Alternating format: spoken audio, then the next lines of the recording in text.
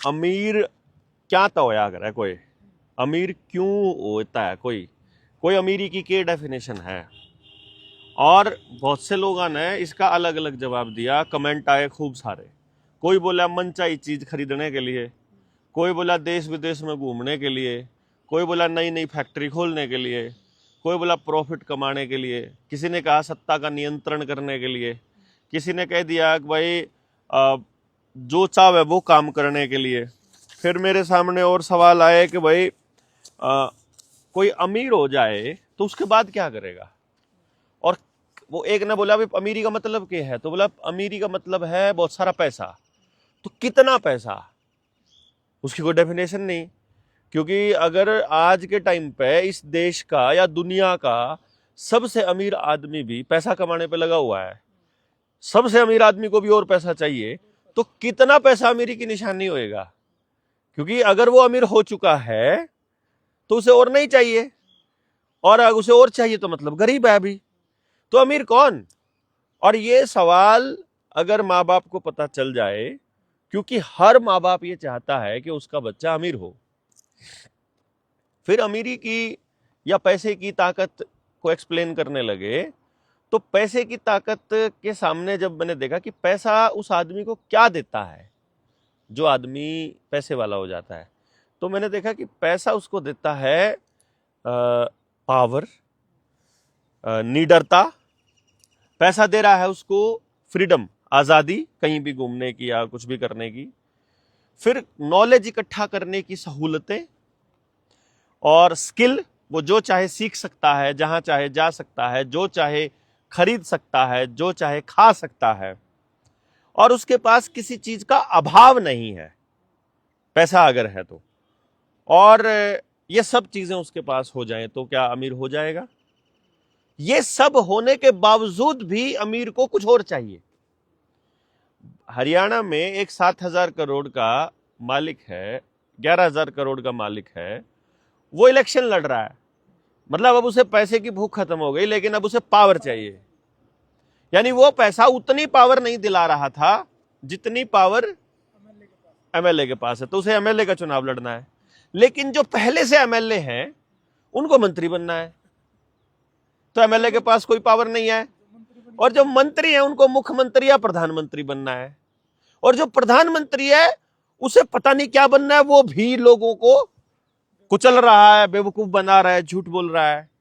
यानी पावर भी अमीरी की निशानी नहीं है। यानी पैसे वाला आदमी पावर ढूंढ रहा है, और पावर वाला आदमी और पावर ढूंढ रहा है, और सबसे पावरफुल आदमी, मान लीजिए हम ये कहें कि पूरी दुनिया की महाशक्ति अमेरिका है या इजराइल है, तो वहां का जो राष्ट्रपति है उसको भी और पावर चाहिए। यानी दुनिया के सबसे पावरफुल देश के सबसे पावरफुल व्यक्ति को भी और पावर चाहिए। यानी पावर से भी वो बात नहीं बन रही, तो इसका मतलब तो पूरी दुनिया में कोई अमीर हुआ नहीं, या तो पूरी दुनिया में उनके पास वो नहीं है जिसकी वो खोज में है। ये सवाल बड़ा इंपॉर्टेंट है, क्योंकि माँ बाप जो चाहते हैं पैसा हो, वो इसी चीज के लिए चाहते हैं कि भाई भाई पैसा होगा ना, मतलब नौकरी होगी तो पैसा होगा, नौकरी से शादी हो जाएगी, शादी हो जाए तो जिनकी शादी हो रही है वो शादी में खुश नहीं है, जिनकी नहीं हो रही है वो रांडेपन में खुश नहीं है, कुंवारेपन में खुश नहीं है। तो माँ बाप के पास जितना पैसा है वो कह रहे हैं हमारे बच्चे के पास उससे ज्यादा होना चाहिए, और वो कह रहे हैं और ज्यादा होना चाहिए। और अगर पैसे से हेल्थ आती तो अंबानी की औलाद हाथी जैसी, गंडे जैसी कैसे होती, वो क्यों होती, फिर वो हेल्दी नहीं है। मतलब ये बड़ा अजीब से सिचुएशन लोगों के सामने है। और मैं जब इसकी जानकारी और इसके बारे में जब मैं खोजता हूं कि पेरेंटिंग में हम उस बच्चे को क्या दें जिसके बाद उसकी भूख खत्म हो जाए, क्योंकि हमको वो दौड़ खत्म करनी है ना। अगर ये दौड़ खत्म नहीं हुई तो आपका जीवन का मकसद कभी मिलेगा नहीं। जीवन का मकसद हल होना ही शिक्षा का और परवरिश का, यानी जीवन का मकसद मिलना ही शिक्षा और परवरिश का मुख्य उद्देश्य होना चाहिए। और जीवन का मकसद है अल्टीमेट हैप्पीनेस, यानी उस खुशी के बाद कोई दूसरी खुशी की इच्छा ना रहे। जिसके बाद किसी भी दूसरी चीज की इच्छा ना रहे। यानी कि आपके पास कपड़े मैले हैं कि धोए हुए हैं, ब्रांड से धो रखे हैं, देसी हैं, कैसे हैं, उसकी इच्छा ना रहे। गाड़ी छोटी है बड़ी है उसकी इच्छा ना रहे। जाना है जा पा रहा है। यानी यदि आपको देश घूमना है, विदेश घूमना है, आपके पास कोई लिमिटेशन नहीं है, तो फिर आप अमीर हो। आप जो करना चाहते हो, जो भी आप करना चाहते हो, आप कला को परसू करना चाहते हो, आप साइंस को परसू करना चाहते हो, आप खेलना चाहते हो, आप जो खेती करना चाहते हो, रिसर्च करना चाहते हो, अगर वो सब करने की आजादी आपके पास हो जाए तो आप अमीर हो गए। साथ में अल्टीमेट हैप्पीनेस भी हो जाए और पावर भी आपके हाथ में हो। अब जनता सरकार मोर्चा क्या कह रहा है कि जनता ही सरकार है, यानी पावर आपको दे रहा है। हम कह रहे हैं हर बच्चे को उसका जीवन जीने वाला एजुकेशन सिस्टम, यानी जो उसको जीवन के लिए तैयार करे, उसकी अल्टीमेट हैप्पीनेस के लिए, यानी जो उसको चाहिए उसके लिए तैयार करे। तो यदि हमारा समाज उस बच्चे को सब कुछ दे दे और उसके बाद अल्टीमेट हैप्पीनेस पे काम करे, तो फिर हर व्यक्ति अमीर हो सकता है क्या? नहीं हो सकता। मतलब सवाल यही है ना, अमीर कौन है? अमीर कौन ये था। और पैसे वाला व्यक्ति अगर पैसे से जो खरीद सकता है, बिना पैसे वाला भी अगर खरीद पाए तो पैसे वाले की औकात खत्म हो जाएगी है? जिस चीज का एक्सेस पैसे वाले के पास है उसका एक्सेस गरीब के पास भी हो जाए।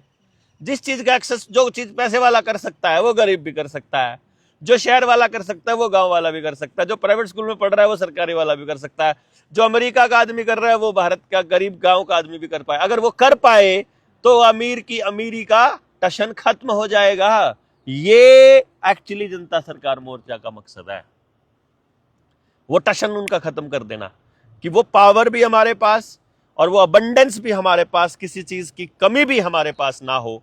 उस वक्त उनकी पावर हमारे ऊपर नहीं चलेगी, फिर कोई किसी का शोषण नहीं कर पाएगा। लेकिन आज कंपनियों ने प्रचार अपना अपना इस लेवल पर कर रखा है कि लोग दिखावा करना ज़्यादा पसंद कर रहे हैं, या फिर लोगों ने कामयाबी जो है वो सिर्फ एक नौकरी में मान ली ना। फिर लोगों ने, देखो, कुछ लोगों ने नौकरी में मान ली। अगर आप ये कहते हो कि लोगों ने नौकरी में कामयाबी मान ली, तो मैंने लोग मानदा नहीं फिर तो, क्योंकि मैं तो छोड़ के आ रहा हूं है, मुझे आप लोगों में नहीं काउंट करते। तो फिर इसका मतलब लोग नौकरी में कामयाबी नहीं मान, कुछ लोग नौकरी में कामयाबी ढूंढते हैं, कुछ लोग पैसे में कामयाबी ढूंढ रहे हैं, कुछ लोग गाड़ियों में कामयाबी ढूंढ रहे हैं, कुछ प्लॉट में कामयाबी ढूंढ रहे हैं। मैं कह रहा हूं अल्टीमेट हैप्पीनेस के बिना सारी कामयाबियां अधूरी हैं, क्योंकि जिनके पास 20-20 गाड़ियां हैं उनको भी 21वीं गाड़ी चाहिए। घर में 4 लोग और 20 गाड़ियां हो फिर भी उनको 21वीं चाहिए। इसका मतलब वो चीज जो 20 नहीं दे पाई वो 21वीं भी नहीं दे पाएगी। सवाल यही है उन लोगों के सामने जो नौकरी के पीछे दौड़ रहे हैं, जो पैसे के पीछे दौड़ रहे हैं, दिखावे के पीछे दौड़ रहे हैं, कि सब कुछ जिसके पास है वो उसका भी नहीं भरा। आज के टाइम पर कामयाबी की जो डेफिनेशन है वो यह बना रखी है, अगर मन ने जो चीज़ पुश्तैनी मिली या मन ने जो चीज़ जन्म तक मिली, ज़मीन जायदाद प्रॉपर्टी जितनी भी मिली, अगर मैं उसने घटाने लग रहा हूँ तो मैं नाकामयाब हूँ, और अगर मैं उसने बढ़ाने लग रहा हूँ तो मैं कामयाब हूँ। वो चाहे मैं अपना बिजनेस करके कर रहा हूँ, वो चाहे मैं मेहनत करके कर रहा हूँ, या फिर मैं कोई भी जॉब करके कर रहा हूँ। किसने बनाई है डेफिनेशन? समाज में तो यही प्रचलित है। मतलब समाज में ये प्रचलित है ऐसा नहीं है। देखो, पहली बात तो ये है कि जब जनता सरकार मोर्चा का विजन आप पढ़ोगे और देखोगे तो आपको मिलेगा कि एक व्यक्ति का शोषण करके दूसरे व्यक्ति का उत्थान नहीं होगा।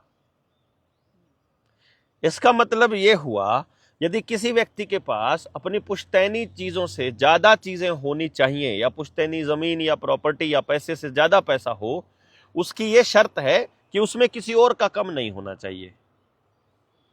तो वो तो फिर जाहिर सी बात है, वो तो कम होगा ना, कैसे? कोई जरूरी नहीं है। एक बहुत बढ़िया व्यवस्था यह है कि रोज नया उत्पादन होता है। अगर किसी के पास कुछ आया है, इसका मतलब यह नहीं है कि वो किसी के हिस्से का आया है। जैसे आज आपके पास पूरे देश, पूरे गांव के अंदर मान लेते हैं 200 क्विंटल अनाज पड़ा हुआ है, और सबकी जरूरत का अनाज है 1 हफ्ते का, और फसल आने में 1 हफ्ता रहता है। पूरे गांव ने बीज बो रखे हैं, तो एक बीज से इतने सारे दाने, 400 दाने, 800 दाने, ये तो केवल किसान कर सकता है। तो खेत में बीज पैदा हुआ, उसमें किसी का घटा तो नहीं, तो उसमें जरूरत के हिसाब से सबको मिल सकता है, सबकी सारी जरूरतों के हिसाब से मिल सकता है। तो पुश्तैनी जिसके पास था उसका भी बढ़ रहा है, और जिसके पास नहीं था उसके पास भी बढ़ रहा है। तो उसको किसी के हिस्से का मारना नहीं पड़ रहा ना, उसके हिस्से का प्रकृति, कुदरत अपने आप दे रही है। कुदरत सबके हिस्से का देती है। दिक्कत व्यवस्था में है, जब एक व्यक्ति या एक ग्रुप किसी दूसरे ग्रुप के हिस्से का खाना चाहता है और वो उसके ऊपर पावर एक्सेस करना चाहता है, अधिकार उसको दिखाना चाहता है, ये गड़बड़ हो रही है। तो कामयाबी की परिभाषा है अल्टीमेट हैप्पीनेस। जब आपको उसके बाद कुछ और नहीं चाहिए तो आप कामयाब हो गए। नहीं, कामयाब यही है ना कि आपको जो चाहिए था, जिस काम के लिए इस धरती पर आए थे, जो आपके जीवन का मकसद था, वो पूरा हो गया तो कामयाब हो गए। जैसे आप चौथी क्लास में दाखिला लिया, या आपने ग्रेजुएशन में या 10वीं में दाखिला लिया, तो 10वीं क्लास में दाखिला लेने का मकसद था 10वीं क्लास में 33% कम से कम अंक पाना। तो 33% अंक पाते ही आप 10वीं में कामयाब हो गए। किसी की फर्स्ट डिवीजन आई, किसी की 10वीं है, किसी की कोई 100 में से 100 ले ले, किसी के 100 में से 35 आए, कामयाब तो सारे माने जाएंगे ना। जो करने आए थे वो हो गया। आप आए थे 10वीं क्लास में 85% नंबर लेने के लिए, आपके आए 75, अब आप कामयाब नहीं माने जाओगे। यानी इसी तरह से जीवन में जो कुदरत ने आपको पैदा किया, किसी मकसद के लिए पैदा किया, कुछ करने के लिए आप आए, तो जिस काम के लिए कुदरत ने आपको उतारा वो काम आप कर गए तो कामयाब हो गए। वो नहीं करे तो आपको फिर उसी क्लास में बैठना पड़ेगा। ये नहीं, कुदरत ने क्या काम करने के लिए भेजा? ये हर आदमी का डिफरेंट है। हर आदमी को अलग बनाया, हर आदमी को अलग फ्रीक्वेंसी पे रखा, हर आदमी को अलग जगह पैदा किया, उसके ऊपर अलग चीज का अलग असर होगा, सेम चीज का भी अलग असर होगा। मेरे ऊपर मुझे कोई सेम डायलॉग बोलेगा और तुमको कुछ सेम डायलॉग बोलेगा, तो हम दोनों के ऊपर अलग अलग असर होगा, यानी हम सेम हैं ही नहीं, तो हमारे मकसद भी सेम नहीं हो सकते। तो मेरा मकसद कुछ हो रहा है और तुम्हारा मकसद कुछ हो रहा है, और यही सबसे बड़ी खासियत है। अगर कुदरत को समझना चालू किया, परमात्मा को और बच्चे को समझना चालू किया, तो पता चलेगा कि आपका मकसद तब तक पूरा नहीं होता जब तक आप मेरे मकसद को पूरा करवाने में मदद नहीं करते, और मेरा मकसद तब तक पूरा नहीं होता जब तक आपके मकसद को पूरा कराने में मदद नहीं करता। तो फिर लोग कुदरत के पैटर्न में फॉलो क्यों नहीं कर पा रहे हैं? क्योंकि समझ नहीं है, गायब है, ना समझी क्यों आई? किसी ने बताया ही नहीं, किसी चीज के पीछे दौड़ा दिया। असली सुख उधर रखा था और उधर दिखा दिया। मतलब केंद्र सरकार ने, मंत्रियों ने, अखबारों ने, टीवी ने, मेडिसिन ने, धूल ने, पोल्यूशन ने, साउंड ने, म्यूजिक ने, लिटरेचर ने, कहानियों ने, फिल्मों ने, कार्टूनों ने, किताबों ने, उन सब ने इस तरह की तस्वीर पेश करी कि जिधर तुम देख रहे हो उधर देखते हुए तुम्हें बहुत टाइम हो गया है, अब इधर देखो, असली मकसद ये है, असली जिंदगी ये है, असली सुख ये है, तुमको ये हासिल करना है, तुमको ऐसे स्कूल में पढ़ना चाहिए, तुमको ऐसे कपड़े पहनने चाहिए, तुम्हारे पास ऐसी गाड़ी होनी चाहिए, तुम्हारे पास इतना पैसा होना चाहिए, तुम्हारी ये टॉर होनी चाहिए, ये सब उन्होंने बता दिया। और चूंकि हमारे पास सही बताने वाला पैरेलल में दूसरा नहीं था, और उन दोनों की बहस करवाने वाला कोई दूसरा व्यक्ति नहीं था, तो उस व्यक्ति को, जिसको कुछ भी नहीं पता था, उसे जब सारा ज्ञान एक ही दिशा का तो मिला है। अब छोटा बच्चा है, पैदा होते ही माँ बाप उसे स्कूल भेजना चालू कर देते हैं। अब स्कूल जो भी बता रहा है बच्चा उसी को सच मान रहा है। अगर मैडम ने गलत पढ़ा दिया और माँ उसको ठीक कराएगी घर पे कि बेटा तूने गलत लिखा है, तो बच्चा बोलेगा ना, मैडम ने ऐसे लिखवाया है, मैडम जो कह रही है वो सही है। तो मैडम बेवकूफ है तो भी काम चलेगा, उसका टीचर अगर कुछ नहीं आता है, उसको सिफारिश पे लगा हुआ है, पैसे दे के लगा हुआ है, किसी और से पेपर दिला के लगा हुआ है, वो खाम खाई लगा हुआ है, गरीबी के कारण लगा हुआ है, किसी का फर्जी सर्टिफिकेट यूज करके लगा हुआ है, तो वो तो कोई उस बच्चे को थोड़ी मतलब है। और उस बच्चे को और उस टीचर को सिलेबस जिसने दिया है वो जो बताएगा वो तो वही पढ़ाएगा। तो सिलेबस बनाने वाले आदमियों ने टीचर्स के माध्यम से पूरी जनरेशन को एक तरफ देखना चालू कर दिया, जो उनके जीवन का मकसद नहीं था। उनका जीवन का मकसद कहीं और था। यह जो बात आपने बोली, इसका मतलब तो फिर ये हो गया कि भाई सारी दुनिया, मतलब दुनिया के तकरीबन लोग नासमझ हैं। हाँ, और जो पैटर्न फॉलो ना समझ नहीं है, ना समझ नहीं है। मैंने ये बिल्कुल नहीं बोला। मैंने बोला उनको एक दिशा में सोचना सिखा दिया। हो सकता है कुदरत ने उनका किसी व्यक्ति का जो जीवन का मकसद है वो उस तरफ भी दे रखा हो, तो उस पैटर्न में गलती से भी ठीक मकसद भी मिल गया बहुत से लोगों को। लेकिन ज्यादातर लोगों को मकसद नहीं मिला। ज्यादातर लोग बीमार रहे, ज्यादातर लोग डिप्रेशन में लगे, ज्यादातर लोगों का परिवार टूटा, ज्यादातर समाज खराब हुआ, ज्यादातर मतलब लोगों को मकसद नहीं मिले, लोग संतुष्ट नहीं हुए, खुश नहीं हुए ज्यादातर। और इसमें यह नहीं है कि मैं समझदार हूं, मैं ये कह रहा हूं आप एक तरफ सोच रहे हो, मैं आपको दूसरा पहलू भी दिखा रहा हूं। सिक्के का एक पहलू आपने देख लिया है, मैं आपको दूसरा पहलू बता रहा हूं। इसका ये मतलब नहीं है कि मैं समझदार हूं। इस बात का क्या प्रमाण है कि जो आप वाला पहलू होते हैं जो लोग काम करेंगे, या फिर आप वाला पैटर्न में जो आप जो बता रहे हो, इन बातों ने लोग अगर मानेंगे तो वो सारे खुश रहेंगे? वो तो बच्चा 3 साल का है या किसी का 10 साल का है, मेरे पास आया या अपनी जनता सरकार मोर्चा की टीम के पास आया, अपनी टीम के काउंसलर ने माँ बाप को दोनों को समझा दिया बैठा के कि तुम्हारा बच्चा ये काम करता है, इस तरह का काम करता है, और तो तुम बताओ तुम इसमें क्या कहते हो, है? और माँ बाप को बोला कि एक काम करो, 6 महीने के लिए वैसा कर लो जैसा हम कहते हैं। आपने 15 साल तक या 10 साल तक या 5 साल तक अपने बच्चे की परवरिश में वो किया जो आपको बताया गया, जो आपने ठीक समझा। अब आप 6 महीने के लिए वो कर लो जो हम बता रहे हैं। गलत बात है क्या? 6 महीने में यदि जीवन सुखद हो जाए, यदि रिश्ता बेहतर हो जाए, यदि बच्चा खुश हो जाए, यदि बच्चे की परफॉर्मेंस बढ़ जाए, तो उसके बाद ना मानो, उसके बाद आपकी मर्जी। मतलब अगर सब ने उसी काम में खुशी मिले तो फिर वो काम कर लो, अगर हाँ, नहीं मिल रही तो। नहीं मिल रही। अरे आपके पास किसी भी बच्चे के पास ऐसा हुनर होता है, उसे एक काम नहीं, ऐसे 8, 10, 20, 50 तरह के टैलेंट देकर भेजता है कुदरत। और अगर उनका कॉम्बिनेशन उसको दे दिया जाए सुबह से लेकर शाम तक, उसे पता ही नहीं चलेगा दिन कैसे बीत गया, उसे पता ही नहीं चलेगा कि कितनी मधुरता होती है जीवन में। उस जीवन मस्ती में ही गुजरेगा पूरा दिन सुबह से लेकर शाम तक। और जिनको वो नहीं मिलेगा, उनका सुबह आज फिर दफ्तर जाना पड़ेगा, आज ये करना पड़ेगा, आज वो करना पड़ेगा। दोस्त आ जाए उसकी शक्ल देख के दुखी हो जाता है बंदा, कोई गाड़ी मांग ले उसमें दुखी हो जाए, कोई मोटरसाइकिल मांग ले उसमें दुखी हो जाए, कोई घर में आ जाए गेस्ट 2 दिन फालतू रह जाए, उसमें टेंशन हो जाती है शहर वालों को। क्यों? टाइम टू किसी के पास है नहीं है, टारगेट पूरे किसी के हो नहीं रहे हैं, कंपनियां अपने टारगेट रख रही हैं, लोग अपने टारगेट रख रहे हैं, देश अपना टारगेट रख रहा है, माँ बाप के अपने टारगेट हैं, बच्चों के अपने टारगेट हैं, टीचर के अपने टारगेट है, स्कूल के मालिक के अपने टारगेट है, रॉकफेलर रॉकफेलर के न्यारे टारगेट है, यहाँ की सरकारों के अलग टारगेट है। तो सबके टारगेट अलग दिशा में काम कर रहे हैं। और मैं आपको ये कह रहा हूं कि पूरा परिवार बैठ के एक बार चीज को समझ लो, और सबके टारगेट एक ही है असलियत में। माँ बाप यदि बच्चे के टारगेट पूरे करने में हेल्पफुल नहीं होंगे तो उनकी जिंदगी नरक बन जाएगी, और बच्चा माँ बाप के टारगेट पूरे करने में हेल्पफुल नहीं होगा तो बच्चे की जिंदगी खराब हो जाएगी।